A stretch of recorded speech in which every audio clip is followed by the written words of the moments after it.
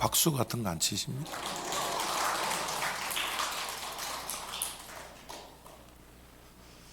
우리의 인생을 살다 보면 힘들 때가 있죠.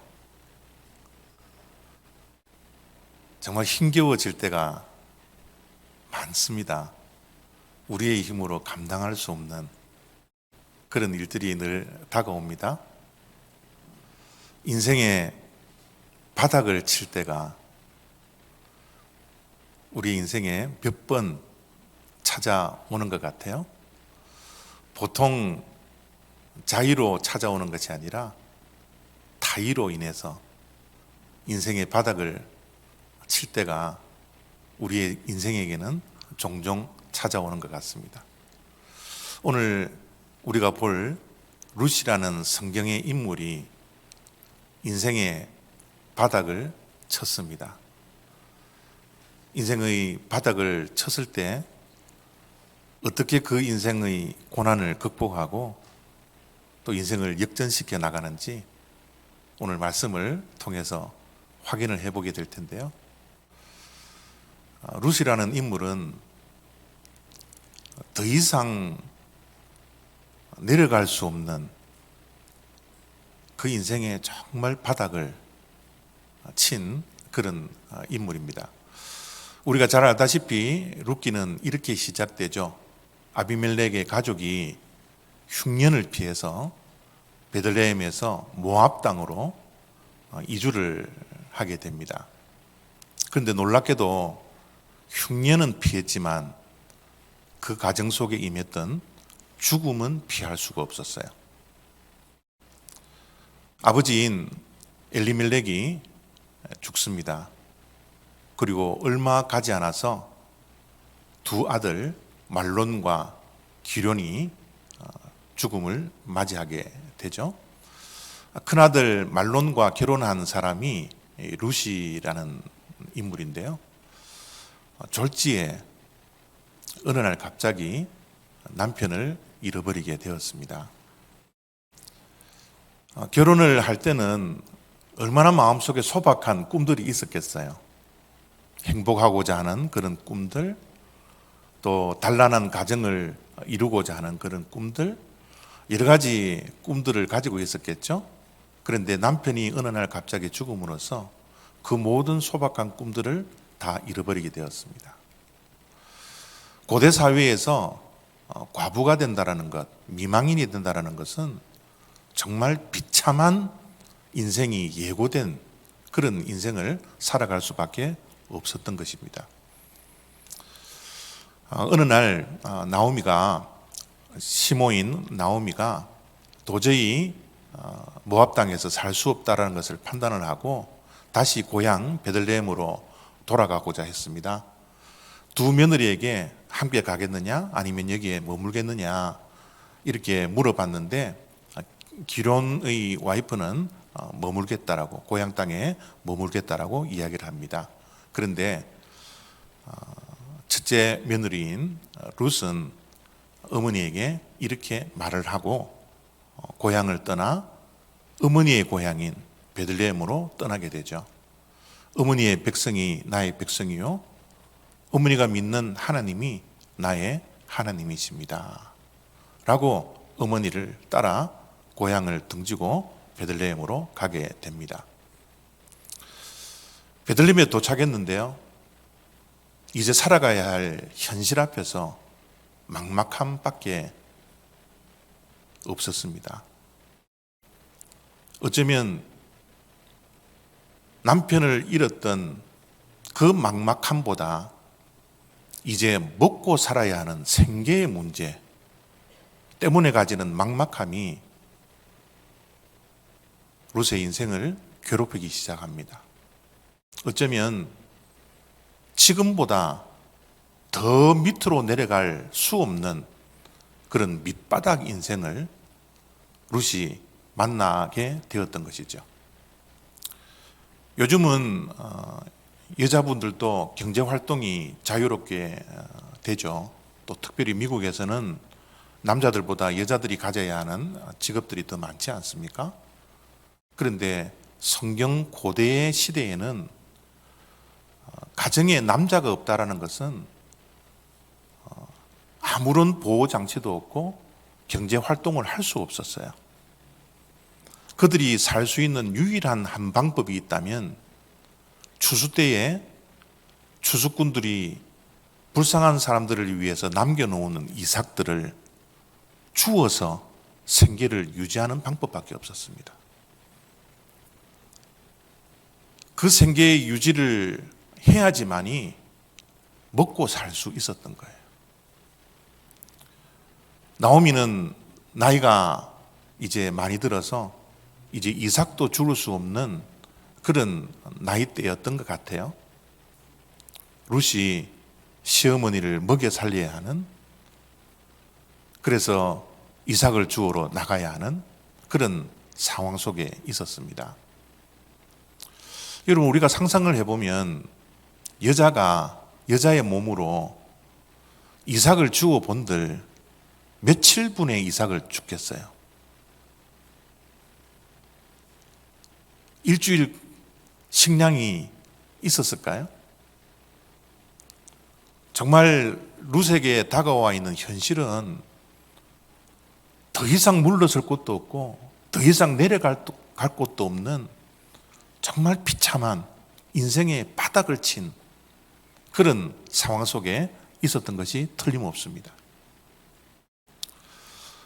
우리가 인생을 살다 보면 내가 생각한 대로, 내가 계획한 대로, 내가 예상했던 대로 우리의 인생이 흘러가면 얼마나 좋을까요? 그러나 우리 인생은 전혀 그렇지 않습니다. 특별히 우리 인생 가운데 닥쳐오는 이 고난들은 정말 전혀 예상하지 못한 시간에 우리들에게 찾아오잖아요. 또한 이 고난이 규칙적으로만 우리 인생에게 다가온다면 우리가 준비할 수 있어요. 그런데 우리 인생에게 다가오는 고난이라는 것은 불규칙적으로 찾아옵니다. 그래서 우리는 더 괴롭고 더 힘든 시간을 보낼 수밖에 없죠.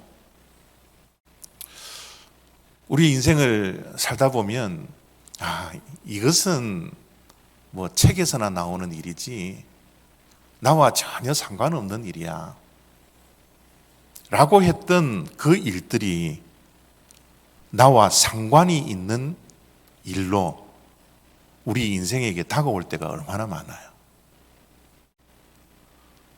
어쩌면 우리가 전혀 상상도 못하고 생각도 못하고 이런 일은 내 인생 가운데 발생하지 않을 거야 라고 했던 일들, 그러한 일들이 내 인생 앞에 다가와 내가 인생에 더 이상 물러설 곳이 없는 인생의 바닥을 치는 그런 일들이 우리 인생 가운데 얼마나 많이 찾아옵니까? 룻도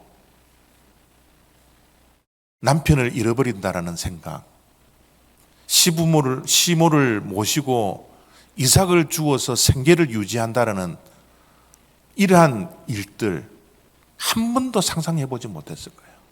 자기의 인생과는 전혀 상관이 없다라고 생각을 하면서 살아왔을 것입니다.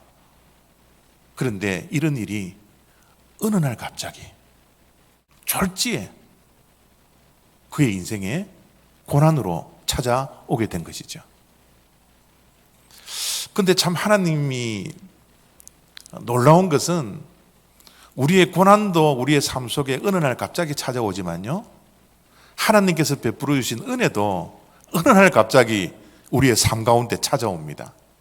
하나님은 공평하신 분이거든요.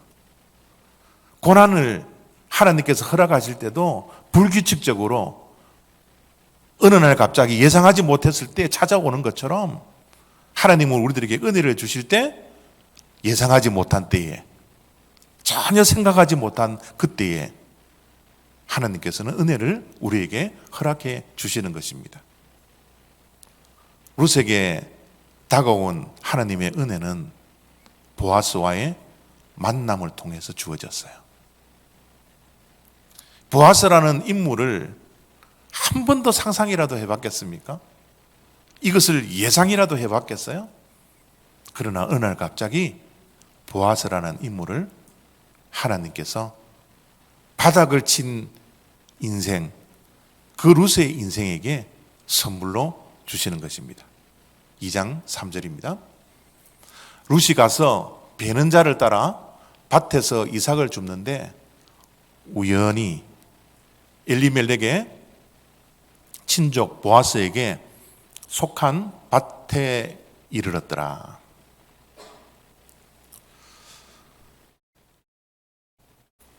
룻이 집을 나와서 이제 이삭을 주우러 가는데 모압 여인이기 때문에 베들레헴 지리를 알았겠어요?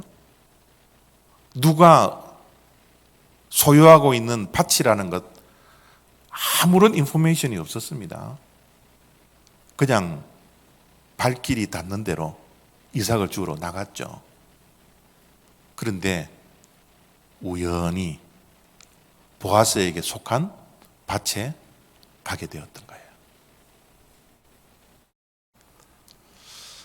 성경 속에 나오는 우연이 정말 우연일까요? 정말 룻의 발걸음이 인도 가서 도착했던 그 밭이 하필이면 그의 인생을 역전시켜줄 보아스를 만날 수 있는 그 밭이었다라는 것, 우연일까요? 예, 성경이 우연이라고 하면 우연이죠. 그런데 성경 속에 나와 있는 우연이라는 것은 인간들 편에서 해석한 것이 우연일 뿐이지 하나님 편에서 보는 모든 인생의 발걸음은 우연이라는 것은 하나도 없습니다.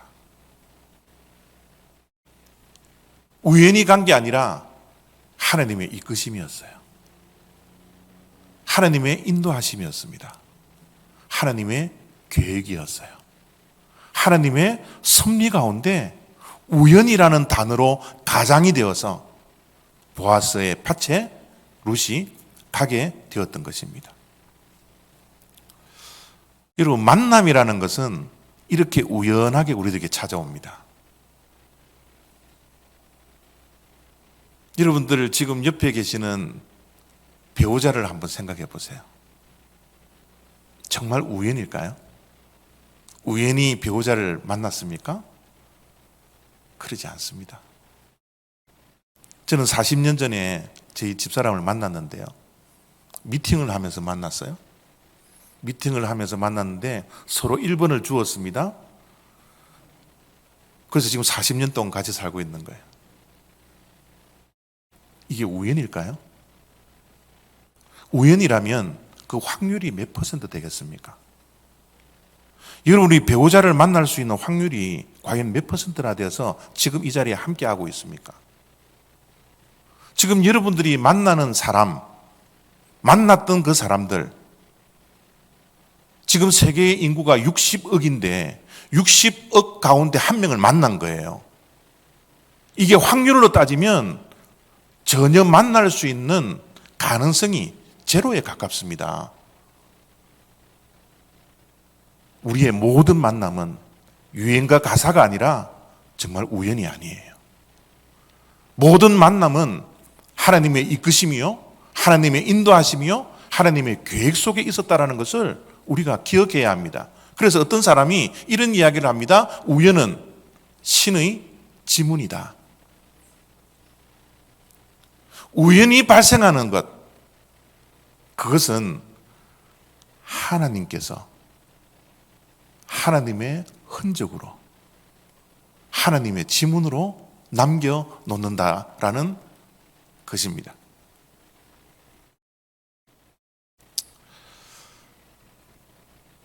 룻이 우연하게 보아스의 밭에 갔는데요.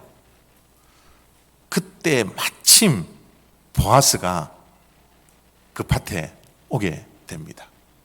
마침 보아스가 베들레헴에서부터 와서 보아스가 베는 자들을 거느린 사환에게 이르되 이는 누구의 소녀냐? 마침 우연히 참 여러분 기가 막힌 하나님의 섭리요, 기가 막힌 하나님의 개입하심 아닙니까? 어떻게 마침 그때에 보아스가 거기에 도달했을까요? 그리고 룻을 보게 되었을까요? 확률로 따지자면 이것은 전혀 불가능한 것입니다. 그래서 이 세상에 우연으로 가장된 하나님의 역사가 시작되는 것이죠. 보아스와 룻의 만남은 눈에 보이지 않는 하나님의 구원의 역사 가운데 한 페이지를 장식하는 순간이었습니다. 룻과 보아스가 결혼을 하고요, 아이를 낳았는데 오벳을 낳습니다. 오벳이 이새를 낳습니다. 이새가 다윗을 낳아요. 그래서 룻이 다윗의 증조모가 됩니다. 다윗의 증조모가 된다는 것은 무슨 의미인 줄 알겠습니까? 바로 마태복음 1장 1절에 나오는 예수님의 족보에 아브라함의 자손, 다윗의 자손, 예수 그리스도의 족보에 룻이라는 이름이 등장하게 됩니다. 룻과 보아스는 우연히 만난 게 아닙니다. 하나님의 계획과 그것도 특별히 구원의 역사, 이 땅을 구원하실, 저와 여러분들을 구원하실 예수 그리스도를 이 땅에 보내주시려고 하나님의 그 구원 역사 속에 보아스와 룻의 만남이 하나님의 계획 속에 있었다라는 것. 그래서 우연과 마침이라는 그 두 단어를 가장을 해서 하나님께서 둘을 만나게 해주셨다라는 것. 우리가 하나님의 말씀을 통해서 소름 돋듯이 이 말씀을 우리가 마태복음에서 만날 수 있게 되는 것이죠. 우리의 모든 만남은요, 우연과 마침을 통하여서 하나님의 은혜가 임하는 것. 그것이 우리들이 만남이요, 보아스와 룻과의 만남이었다는 것을 우리가 기억해야 합니다. 그런데 한 가지 오해하지 않아야 할 것이 하나가 있습니다. 하나님, 룻과 보아스는 저렇게 기가 막히게 우연으로 변장해서 마침이라는 단어로 변장을 해서 하나님이 만나게 해주시고 구원의 역사를 이루어 가시는데 우리는 왜 이렇습니까? 우리는 왜 이렇게 지지리도 복이 없습니까? 왜 우리는 다른 사람들을 보면 운이 많은 것 같이 보이는데 나는 왜 이렇게 운이라고는 하나도 없습니까? 나에게는 왜 저런 놀라운 일들이 일어나지 않나요? 교회에 와보면 주변의 사람들 하나님을 경험했다고, 기적을 경험했다고 간증하고 있는데 왜 내 인생 가운데는 저렇게 사람들 앞에서 간증할 그런 간증거리도 없는 그런 신앙생활을 하나요? 하나님이 정말 나를 사랑하지 않습니까? 왜 저분들에게는 하나님께서 역사하시면서 왜 나에게는 역사하지 않습니까? 하나님은 성경 속에나 갇혀 있는 분이지 왜 우리의 인생 가운데는 저런 기적적으로, 저런 은혜로, 저런 역사로 우리들에게 다가오지 않나요? 이런 생각을 하며 신앙생활을 할 때가 종종 우리들에게 찾아옵니다. 그런데 여러분, 중요한 것은요, 룻이 하나님의 역사와 은혜를 경험했던 것은 룻이 인생의 밑바닥을 쳤을 때 주저앉아 있지 않았습니다. 인생의 밑바닥에 주저앉아서 신세 타령하고 원망하고 불평하고 한숨 쉬며 그 인생의 밑바닥에 갇혀져 있지 않았다라는 거예요. 룻은 결코 포기하지 않았습니다. 그의 인생, 정말 이 인생이 나와 상관이 없는 인생이라고 하는 그 인생이 그에게 다가왔는데 그는 주저앉아 있지 않았어요. 도망치지 않았습니다. 절망과 좌절에 갇혀져 있지 않았어요. 포기하지 않았습니다. 그는 오히려 이삭을 주우러 나갔던 거예요. 그 작은 일이지만 이삭을 주우러 자리에 일어나 이삭을 주우러 나갔던 겁니다. 룻에게는요, 이삭을 줍는 것은 희망을 줍는 것이었어요. 좌절하지 않고 포기하지 않고 실망하지 않고 주저앉아 있지 않고 그런 희망을 주우러, 이삭을 주우러 나갔던 겁니다.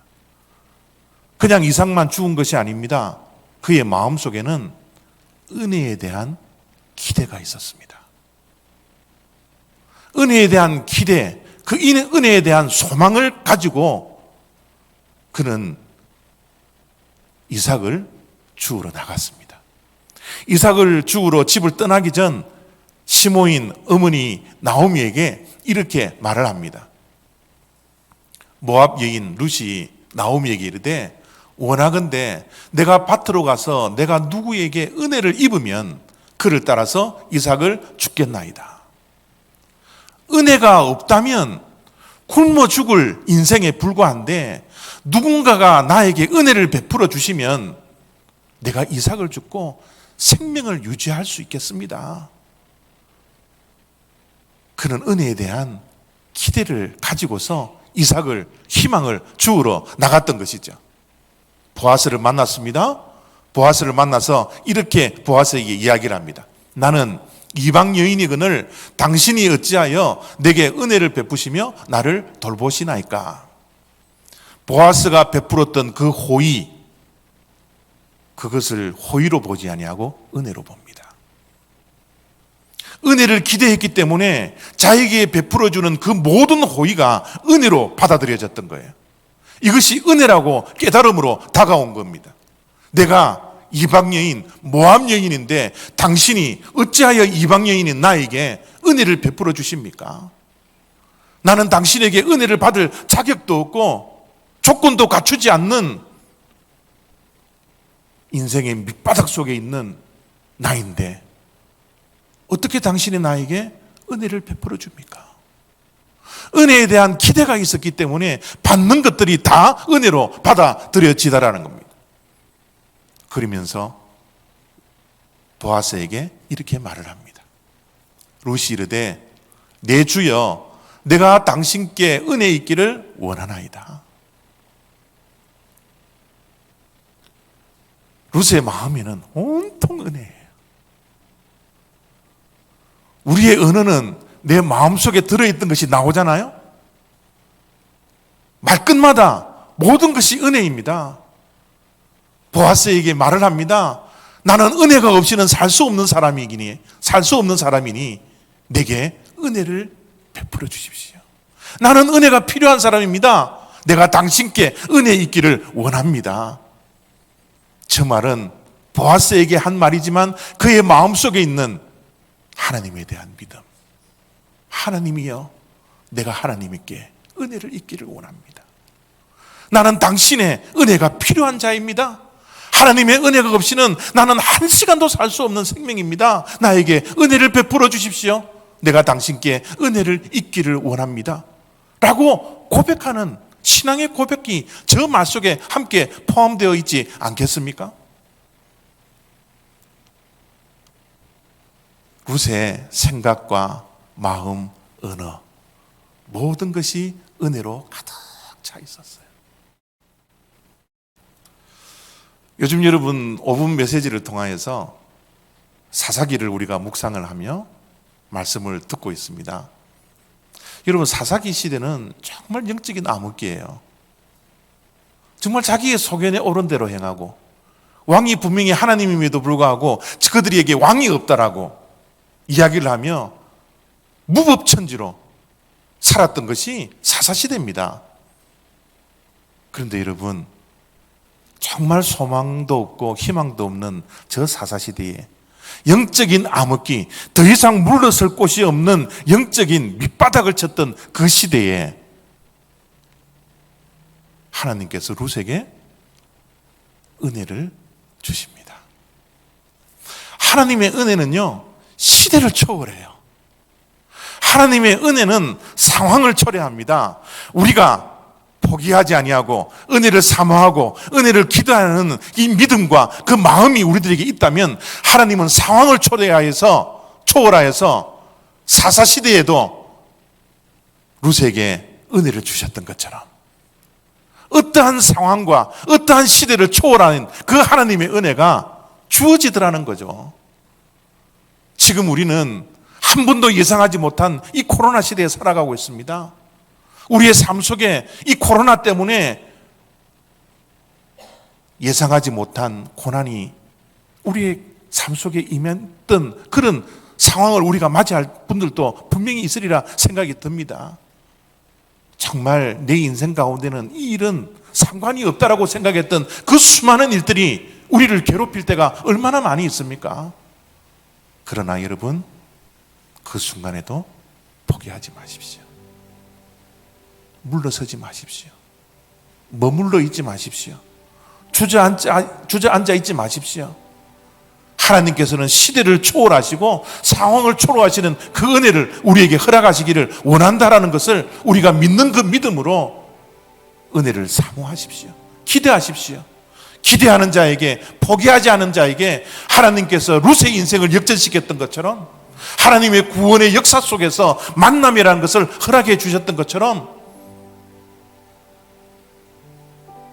우연히 발생하는, 마침내 그때 발생하는 그 만남 기대하며 우리의 어려운 난관들을, 우리의 밑바닥 인생을 치고 올라올 수 있는 이 역전의 은혜가 우리의 삶 가운데, 우리의 가정 속에, 우리의 교회 속에 충분히 임할 수 있도록 여러분 기도하시고 기대하시는 주의 백성들 다 되시기를 바랍니다.